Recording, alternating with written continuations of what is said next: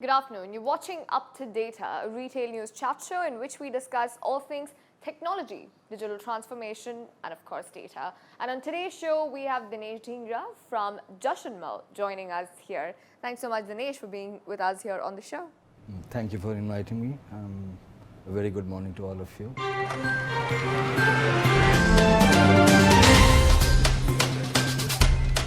Jashanmal has gone through a tremendous digital transformation journey, especially over the last 2 years. I think I read somewhere where Khalid Soleiman, your CEO, did mention that you're expecting to see a 5-fold increase from just your e-commerce revenues. Tell us more about your e-commerce digital transformation journey since the break of COVID. So it all started actually not 2 years ago. I would say we started working on the ground level almost 4 years ago. Okay. There was a bit of event in the organization, kind of restructuring and kind of realignment to the vision of the board, wherein it was very clearly stated that being a brick and mortar retailer, we need to look at where market is going, and we need to address the needs of online and omnichannel kind of environment. So a bit of work started 4 years ago, but it was a little bit slow in the sense because we were never there in this space. We never had any kind of idea how the whole strategy needs to be built up. First thing first, we started looking at our customer data. Okay. Who our customers are, what their needs are, and how currently they are interacting with us, and how they have shifted their priorities over the period. So we looked at that and invested in a lot of good technology tools wherein we can collect all the data from different sources. Okay. Be it from our legacy systems, be it from our stores which are dealing with the customers, be it social media, be it any kind of web logging is available. Yeah. So we started collecting data. We continuously worked on pruning it, so that in the coming days we can make sense out of that data and develop our strategy of going online. In the sideways, as a second step, we started, because there was no digital content available as such, being a traditional B2B and in-store kind of retailer. Yeah. So we started approaching all our suppliers. We started our own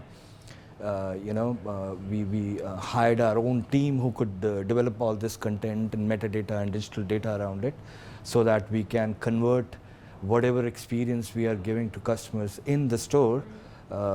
We can take similar line of approach or similar kind of theme online.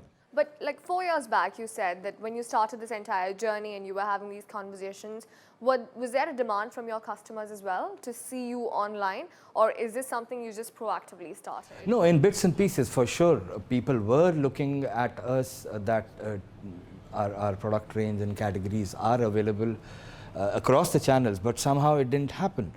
Though we tried in bits and pieces to list our products on marketplaces like Amazon, Noon, and others in the market, but there was no concentrated effort towards having our independent online space. Yeah. And you've mentioned content a few times now. So what kind of content are you referring to at this point? See, we deal in a lot of brands, and we procure material from all across the world. So we deal with a number of suppliers who are already there in online space in different regions. Right. But we never had that kind of approach to capture data in digital, so that we can use it for our advantage. So it was just a plain transactional kind of data exchange which was going on over the years. Right. So anything about the product we sell, all the attributes, photographs, different angles, which you normally see when you go online on a platform and want to explore different colors, different sizes online. So that kind of content with its physical attributes, so that customer can go online and get to know everything about the product, which actually he, experience it when he visits any kind of physical store and talk to a sales support guy on the floor. When do you think that you successfully went online and launched your e-commerce portals? So all this was going well, and we were very well on the path to become an omnichannel player. But then COVID happened. So the progress was already made. Yeah. COVID accelerated it. Yeah. We did all the groundwork and everything was in place. So we just accelerated the last bit of pieces and went online with Jashanmal.com on 1st of April 2020. Right. So in this entire process, and this is one thing that we've seen with a lot of traditional retailers, because on the show we've had pure play e-commerce players as well as traditional retailers who've moved online. What would you say were your main pain points or challenges in this transition online? See, being a traditional retailer, brick and mortar retailer,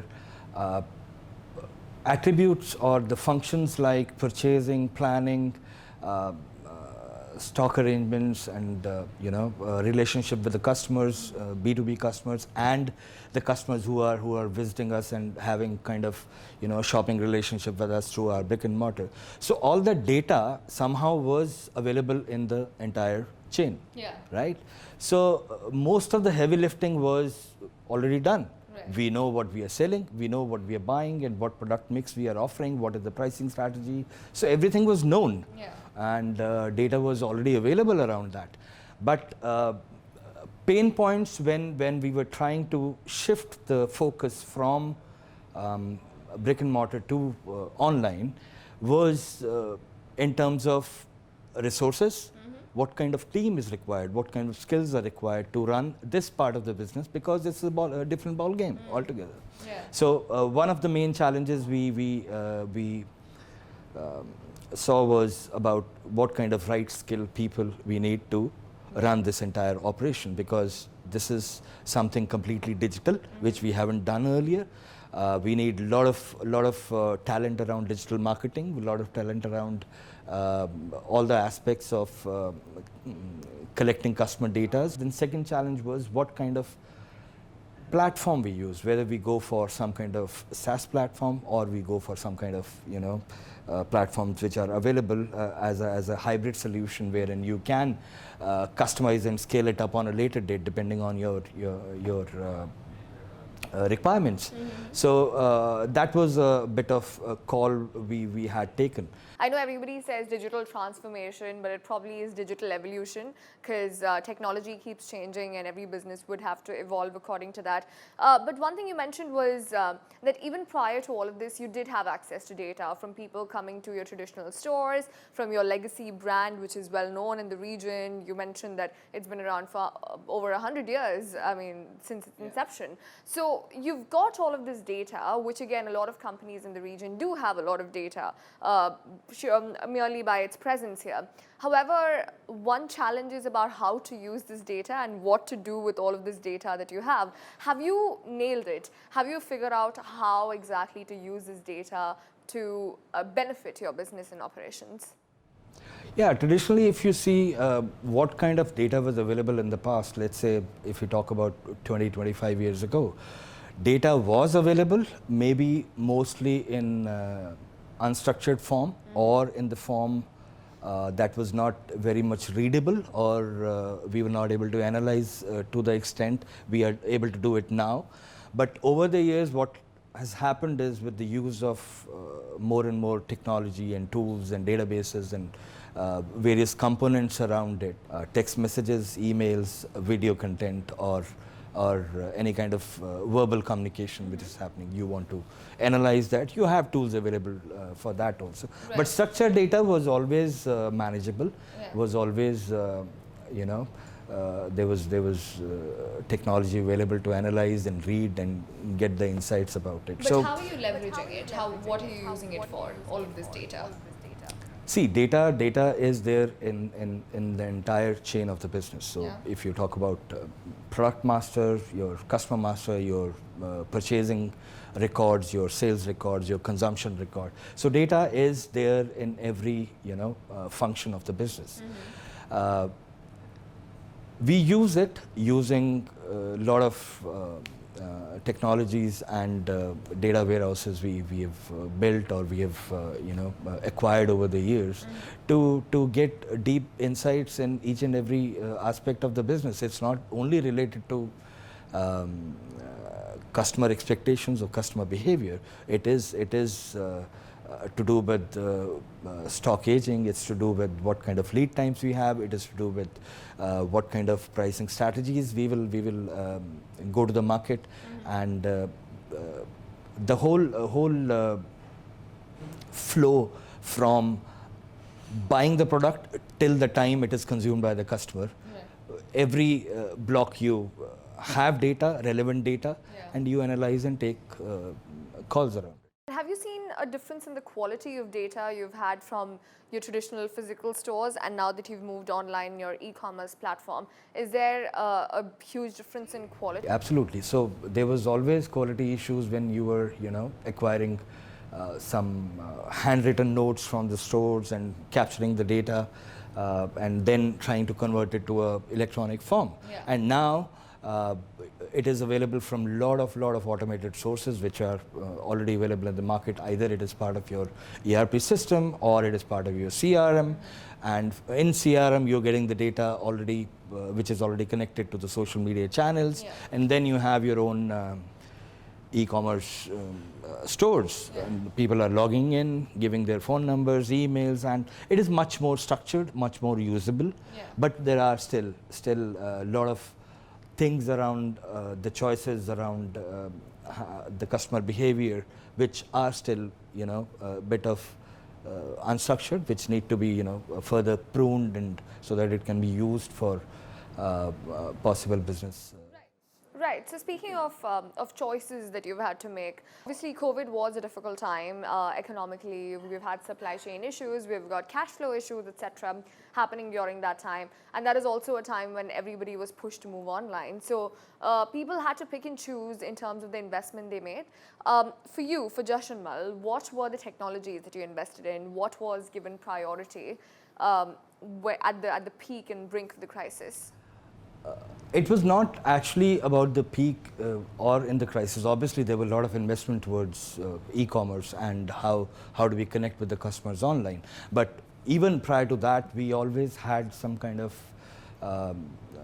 strategies whenever we are investing in technology. And normal thought points behind the investment was always how would this implementation or execution of this particular technology will bring in cost optimization. Second was how we could better reach to our customer in a better way if we adopt this particular technology. And third was whether this kind of investment or technology will bring in any kind of automation or it will remove some kind of redundancy from our processes, or some kind of duplication from the processes. So these were 3 or 4 main points whenever we discussed about any kind of investment around technology. So that was prior to COVID, and even after that, even now, we always I'm sure of this about other retailers and investors around the region also. So these are the main criteria we always try to fulfill before we invest in any kind of technology around. Sure, and if you can shed more light on the big data strategies that you implemented over the course of the last many years, can you enlist them for us? So there are Without giving your secrets. I can see the hesitation. No, I'll answer this in 2 parts basically. So as we discussed earlier, data was always there in the business. Size grew, data sets grew. People wanted different kind of data or different kind of insights always to take business decisions around it. So data was always there, but it grew to an extent that they used calling as big data, and you need a different kind of technology or tools to analyze and read it. So why we need it? So every organization, when they are doing their big data strategy, they need to, you know, underline all the issues, all the problems they have in dealing with the data.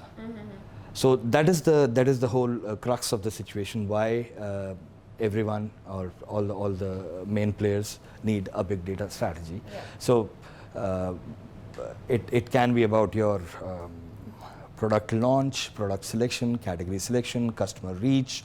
How do we retain the customers? How do we acquire more customers? Yeah. And what kind of pricing strategies? So everything, every decision which we make in business across the functions requires a lot of data to be analyzed, required a lot of data sets to be grouped, and then take business calls on that data. Yeah. Tools are available to take data from all the sources available with you. It's not only about your legacy data, it's about your social data, it's about your web logs, it's about your unstructured data. Yeah. So everything stored, it should have option to store everything, which forms a part of what they call it today in these days a data lake. Yeah. So you dump every kind of, in whatever template, in whatever format the data can be, but it should be there as part of organization data. Right. So you need to evaluate tools or technologies who are catering to that kind of requirement, which can build your data lake. Sure. Then you need to evaluate and look at all the options, which the tools which can mine the data.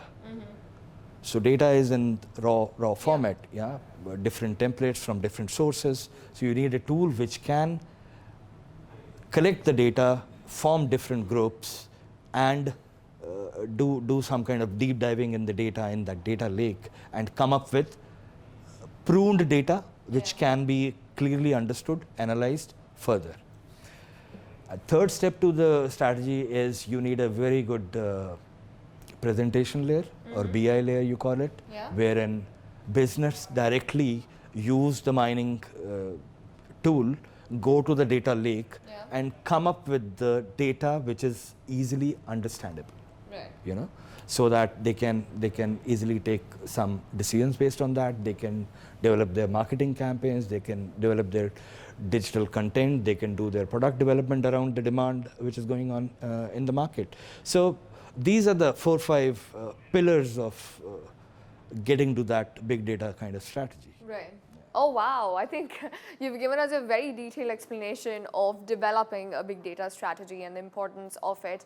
But again, so the entire idea and point of data is so you can understand your customers better and cater to their needs. In this scenario of ever-evolving consumer behavior, where we know that the newer consumers who are entering the market, they're more well-informed, they're more educated, they don't really rely on discovery. Instead, they do their research and then they know exactly what to buy. How do you cater to this new evolved cohort of customers? How is it that you can cater best to their demands when there is so much competition in the market, when there's everybody who has access to the same depths of data that you just spoke about?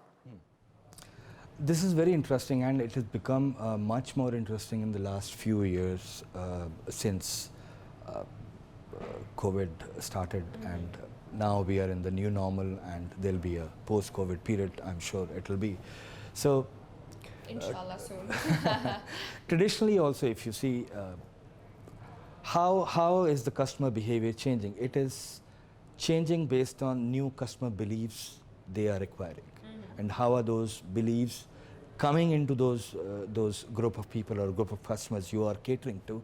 A lot of influences around media, social media, news, bloggers. Yeah. So they are all connected to these channels, and they're trying to intake all the information which is there, and somehow it is being converted to their belief that this is good and this is bad. Right. You know, so this building of belief or changing of belief over time, either due to circumstances or due to maybe no travel or lockdowns, or stores are not open. So there are certain beliefs which are coming to people people's mind, and they are changing their behavior. Yeah. It is drastically changing across communities, across countries, depending on the situation they are facing in. So it's a very interesting journey to understand and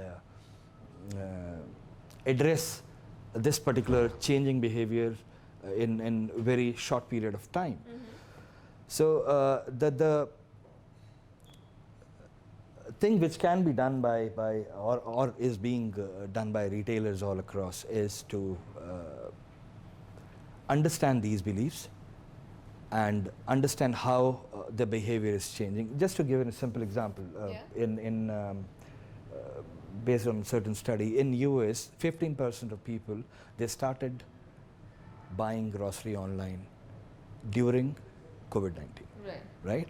Earlier, there was no concept of buying grocery online, right? So people wanted to go to the grocery shops, they wanted to see the product, especially vegetables or fruits or food, consumable items. But it started because situation or circumstances pushed them, right? And as of now, situation is 40% of US population is doing online grocery, and they are very much comfortable and delighted by that kind of experience. That everything is coming. So this has changed certain belief and their behavior of purchasing online or purchasing certain categories online has changed completely. So as a retailer, it is always helpful to address or to sustain those beliefs again and again with the customer. You know, so customer is health conscious now. They are very conscious about the hygiene, right? So how retailers have changed in this region also. You go to every shop, you have messages, mask up, social distance, or they will offer you some kind of sanitizers on the cashier desk. So what does it do? This gives a message that you have a belief that you are careful about your health, and we are helping you to address that concern, and you are safe to talk to us, to come to us and visit us. I'm talking about physical stores. Now, if you take this to a context of online shopping, how you can sustain these kind of beliefs and enhance this kind of behavior based on those beliefs is last mile delivery. So you are doing, you've bought something online, you are expecting some delivery. So when you are expecting some delivery as a retailer, as an online retailer, if I put a sticker outside, this package was completely sanitized before it came to you. So it's a sticker. Obviously, we are doing it on the ground because there is a proper QC behind it before every delivery. So this kind of relationship with the customer, this kind of messaging to the customer, it gives a customer much more confidence in the brand, in the value, or in the situation they are in the relationship they are in. So we need to maintain that the trust and confidence based on their belief and changing behavior. And we need to keep on doing it by the way of these kind of obvious cues in the in-store or online, or we need to enhance our marketing or improve our marketing and messages or any kind of social media presence about the brand or value need to connect to similar belief and behavior. Then you'll be able to address their needs and behaviors in a much optimized and Sure. So as customers evolve, even you as a brand would have to evolve, right, to reach their demands. So you did mention that people are becoming more health conscious. They're also becoming more environmentally conscious. Sustainability is top of their agenda. Purpose, value, all of that has come to the fore in the last few years when it comes to customer decisions. On the basis of this, retailers are also being forced to diversify their offerings in terms of, being more ethical, being more conscious, etc. For Jashanmal, have you also ventured into diversifying your offerings just to cater to this new customers who are more value conscious, sustainability conscious, etc.? Yes, some concentrated effort has been done in that direction, not entirely going to a different category altogether, but adding more and more health related products in the portfolio. Right. Just for example, 5 years ago, we were never thinking about air purifiers in our rooms, right?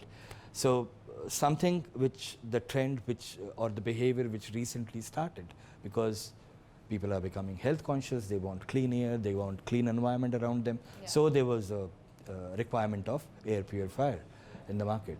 So this is just an example of air purifier. We added those kind of products or better products around that concept, and we added to our portfolio of appliances. Right. So I won't say there's a complete diversification to any kind of different product line altogether, but wherever we saw there is our capability to address that issue, we have tweaked that particular category and given them more options towards healthy environment.